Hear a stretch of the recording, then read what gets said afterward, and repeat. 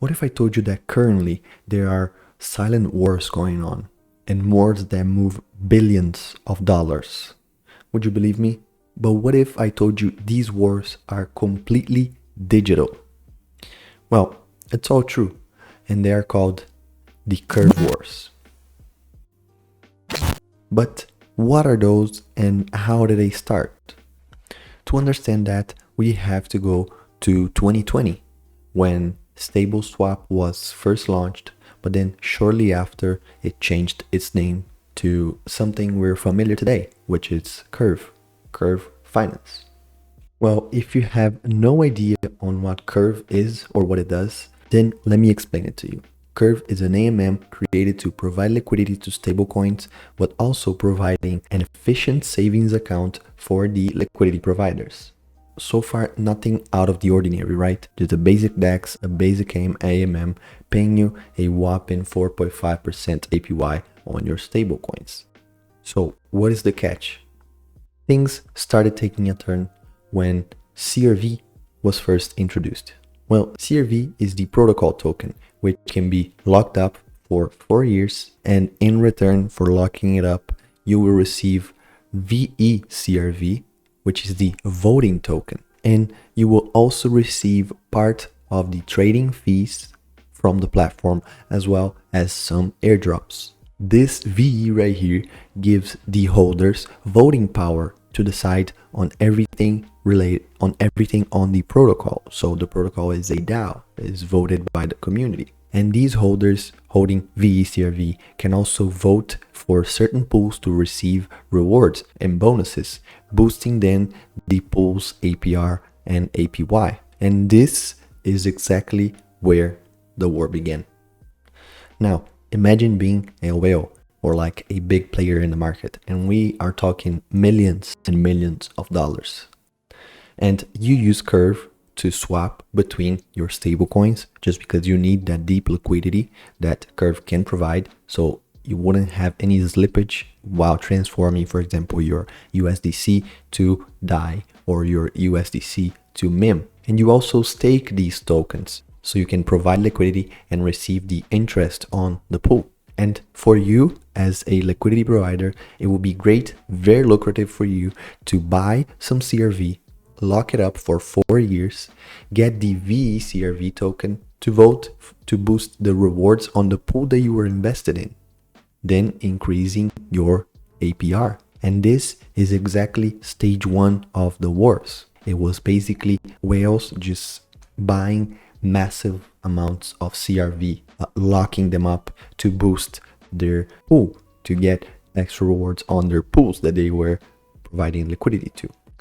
But Curve then proceeded to add to the list other non-stablecoin pairs. And if the community voted and approved those pairs, or in some cases triples or quadruple tokens altogether in a pool, then they will deploy that on the platform, which is the case for TryCrypto, which now is one of the biggest ones. But of course, there are many others. Then this created stage 2 of the wars, which is platforms saw that Curve was approving non-stablecoin pairs, so they would propose their own pool, for example, MIM USDC, MIM DAI, and then they would buy CRV, get the VECRV, lock it up for 4 years, then vote for their own pool to be deployed. And once it was deployed on Curve, they would then vote for it to be the winner of the rewards. And of course, with more rewards, more people would be incentivized to stake, to provide liquidity, to get the extra APR on that pool. And this is actually what started the Curve wars. And recapping, stage 1 was whales just buying whales versus smaller investors. Whales basically just buying large amounts of CRV and staking and moving the market.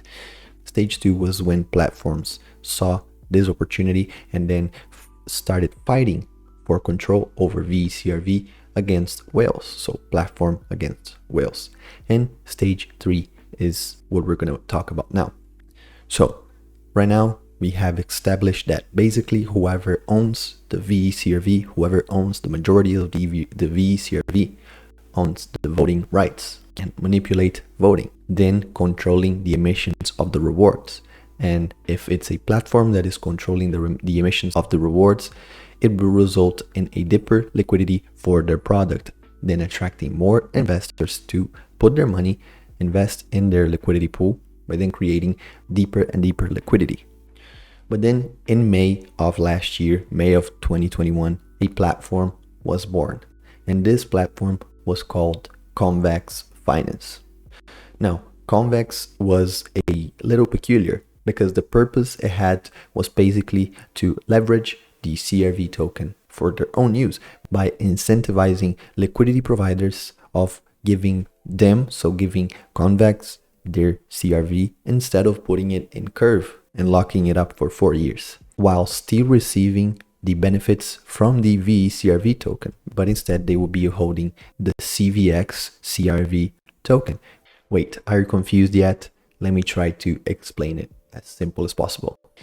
Basically, Convex Finance was buying your voting rights from you, but they will still giving you the boosted rewards from the CRV pool while giving you their packed version of VE-CRV, which is called CVX CRV. And this token is liquid. Differently from VE-CRV, it can be sold at any time because it is unlocked. Or you can also get this token and stake it to get also the trading fees from Curve and the airdrops whenever they happened. It's a win-win. You're not locking up your tokens, you're getting a pegged version of the voting token, and you can stake that, receive the trading fees, receive the airdrops, and not going through the hassle of having to lock your tokens. Win-win. Convex's main goal since they launched, was to accumulate as much CRV token as possible and lock it up for them to have the VE-CRV token. And recent analytics showed that Convex now owns more than 50% of all available CRV in the market, therefore dominating over everyone. This made it very, very unfair for smaller platforms to compete because they didn't have the capital. So platforms could not attract more liquidity providers to vote and to stake their tokens on their liquidity pools. And this started something known as the Curve bribes. Then we move to stage 4.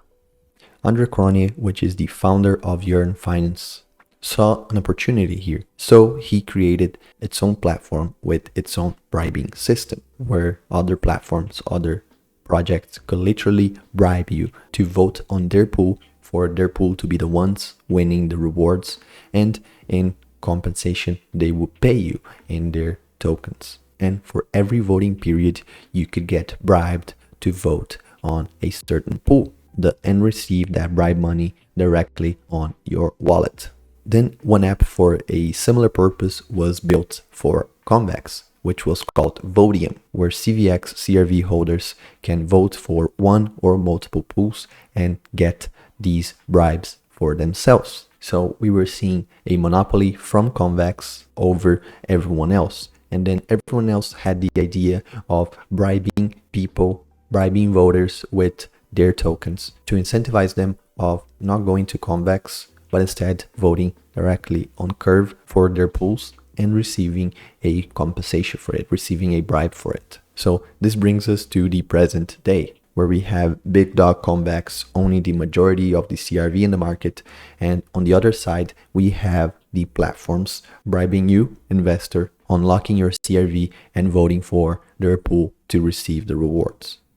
The majority of these platforms are DAOs who want to use the bigger reward system to attract more liquidity providers to invest on their pool, generating then a deeper liquidity and lowering the slippage on their tokens.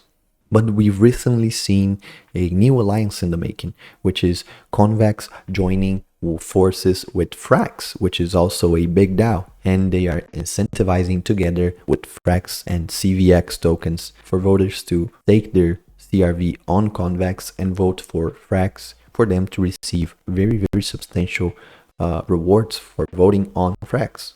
And I think this is just the beginning. Then probably Convex will partner up with other big DAOs, so then he could control the market even more.